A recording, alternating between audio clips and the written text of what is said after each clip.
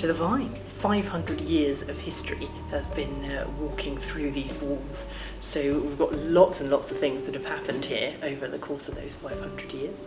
We've got several odd sightings that people have seen, particularly in this area. I'm standing right in front of the cupboard that used to have the house cleaning equipment in it, and about 20 years ago or so, one of our conservation assistants at the time was pushed in the back into the cupboard and had the door slammed on them by something. We don't know what it was, and given that there was nobody else in the building at the time, it was a little bit spooky. And also in our chapel, lots of visitors and several of our volunteers have seen a lady dressed in grey seated on one of our visitor chairs with her head bowed in prayer. And lots of people just ask, oh, how long has that lady been sitting there? And nobody else can see the lady. We had one or two incidents fairly recently.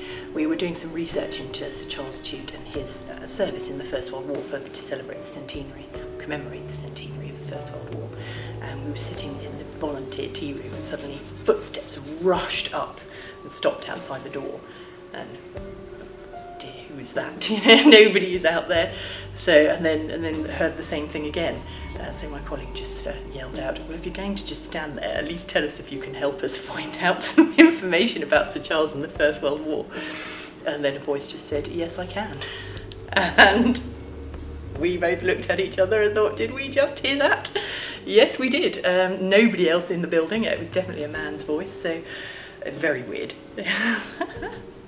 We've got another really good one, actually, with where we were decorating for Christmas one year, and one of our house team, who still works in the house, was putting up the last minute finishing touches to a Christmas tree in the staircase hall. Everyone else had gone off to have a cup of tea, and we just radioed Mary to say, oh, do you want a cup of tea, Mary?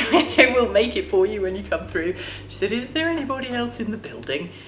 We said, no, just you in the staircase hall. And apparently a man had just coughed behind her and cleared his throat, and she ran up the stairs quite frightened about that.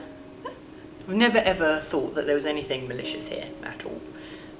It's always been a family home, and it still feels like that, even when there's nobody in it now. It's just us here. It's really, you can feel the cosy family nature of the house.